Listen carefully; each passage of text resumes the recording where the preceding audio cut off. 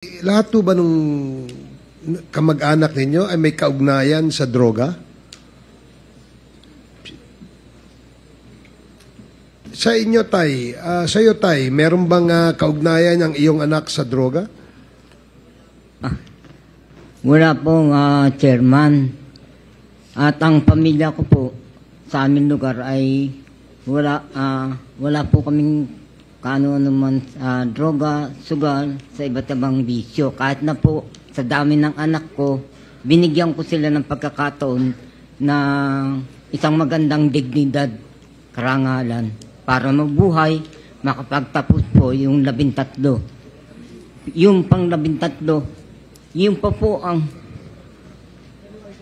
nangyari dito sa war on drug ng Pangulong Duterte. Napakasakit po sa isang magulang. Sige po, Mr. salamat Chairman. po. Salamat po, Tay. Sino ho ang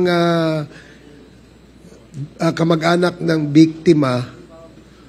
Sino po yung namatay na meron hong history na gumagamit ho ng droga? Mayong hapon, mayong gabi. Sige, gabi Sir, lang. akong anak sir, dili dito mo gamit sir. Bigwin nito siya mga manghod, mao dito mga ningkamot, bisag unsan lay buhaton, musud, ug pangugas og plato para ibuhi sa iyang mga manghod sir. Okay, sige, salamat. Bisan tong bisyo. Yung anak niya po na si Angelito ay hindi po gumagamit, breadwinner po ng pamilya. Kung ano-ano na lang po na trabaho yung pinapasukan, naghugas ng plato, breadwinner, at siya po ang nagtataguyod ng pamilya nila. Wala pong bisyo. Sige, si Jane, yung husband mo ba, yung asawa mo ba, merong record na gumagamit, nagbebenta ng drugs? Wala po. Nakapag-submit po ako sa Commission on Human Rights ng aking sinumpaang salaysay. Nag-imbestiga po sila sa Bagong Silang at nakakuha po sila ng certificate mula sa barangay na nagsasabing yung asawa ko po ay hindi po kilala o nasasangkot sa anumang kaguluhan, lalong-lalo na po sa drugs. Sinong nagbigay ng certificate? Yung ano po, barangay, Badak, sa Badak, Commission okay. po on Human Rights. May kopya po sila Okay, ng sige. certificate na yun. Okay, salamat. Kay Mr. De Los Santos, si Kian ba may record na user siya o nagbebenta siya ng drugs? Nung matapos pong mapatay, pinaratangan lang nila na involved sa droga yung bata, pero wala ho silang nailabas na patunay para dito. Ilan taon po yung si Kian ho, nung pinatay noong August 16, 2017, ay 17 taong gulang po. Okay, sige, salamat po. Now, we will proceed with the interpellations. Ang una pong nakalista dito na magtatanong ay si Congresswoman Franz Mr. Castro. Chair, si Raquel, pwede natin tanungin kung involved yung kanyang anak na napatay sa drugs o ilang taon na yung anak niya? Kung anak ato, yung anak ko, si Rabi Lopez, namatay siya, 28 yung edad, duhay ang anak. Kato siya, Your Honor, gugamit lang ito siya. So, gumagamit siya. Oo. So, hindi siya... Alam nidag siya po. Oh, Dili. wala siya mamaligya. Wala, Your Honor. Sige, please. So yun po, yung anak niya po na si Rabi Lopez, 28 years old nung pinatay, may 2 anak. Gumagamit po pero hindi po nagbebenta. Okay, sige, salamat. So now we can proceed with the interpellation. Congresswoman Franz Castro, you're recognized. Si Lenin po, no, yung anak ninyo na 13, siya po yung biktima na sinasabi po ng otoridad na collateral damage, etc. or nadamay. So 9 years old lang siya, no, pero naghahanap buhay na siya para makatulong sa pamilya. Tama po ba, tatay? Opo.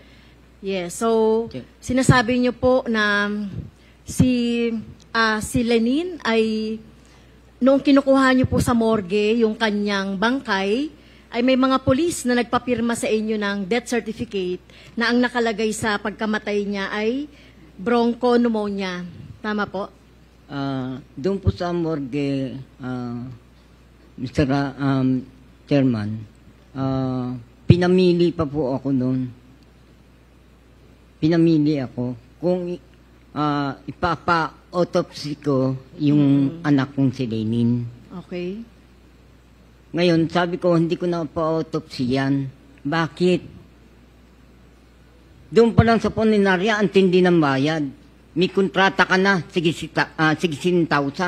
Ipa-autopsy pa. Noong panahon ng 2016, alam po namin, doon sa lugar namin, 20,000 pagpapa-autopsy na sinasabi. Yung hindi ko inaasahan, Mr. Chairman, yung anak ka pala, dito mangyayari, yung hindi inaasahan ng mga anak kong 12 pa.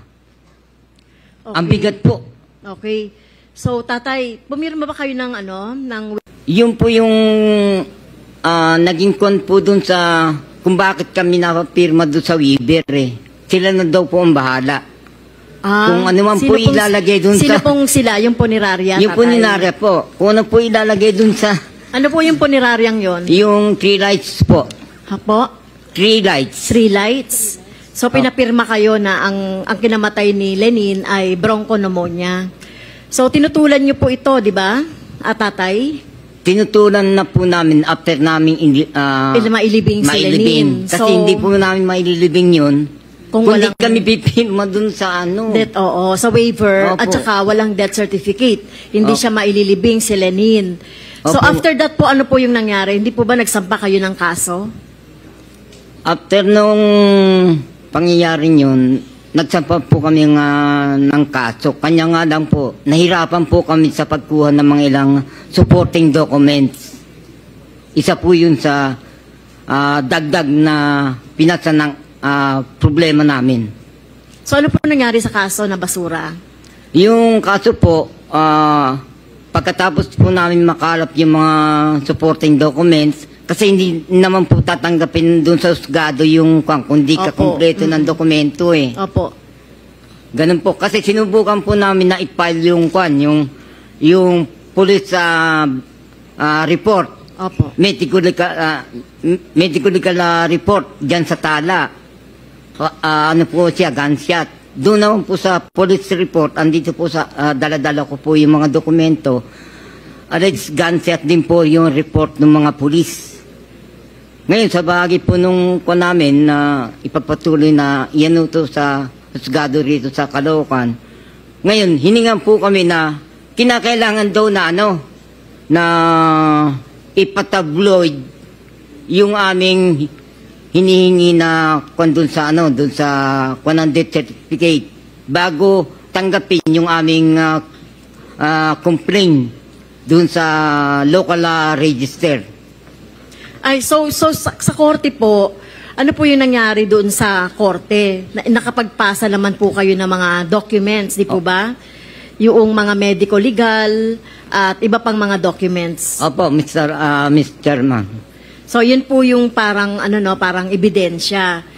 Pero, ano po nangyari sa korte? Sa korte po, 2 taon. 2 beses po kaming dininay. Okay. Kulang po yung mga evidence. Pero, hindi po kayo sumuko, tama? Ay, hindi po kami sumuko. Okay, Kahit so nung November 24, 2020, dinala niyo yung petition sa Court of Appeals. So ano po yung naging decision po ng Court of Appeals? Nag-appeal po kami dun sa Court of Appeals. After ng 8 buwan, ni-reverse po yung decision ng Caloocan na RTC. Okay. So, ito lilinawin ko lang Tatay Bailon. Yung pong naglagay doon sa death certificate ng bronchopneumonia ay punerarya o police.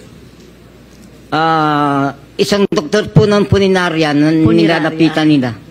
Okay. So, ang in-advise po ay hindi po police. Hindi po police ang nag-andon. Alaman po ng pulis yung mangyayari eh. Hindi na po ako masyadong inanod gawa ng nasa panahon po na lito po yung aking Okay. So, Mr. Chair, no, ito yung kaso na baka mas marami pang ganito na bata, 9-year-old, no, na kumbaga collateral damage, na biktima siya ng riding in tandem na hindi naman siya yung target pero nadamay. So, may ganito pong pangyayari na kung saan binabago po yung death certificate, yung cause nung pagkamatay. So baka po mas marami pa yung mga nangyayaring ganito na sana ay malaman din natin.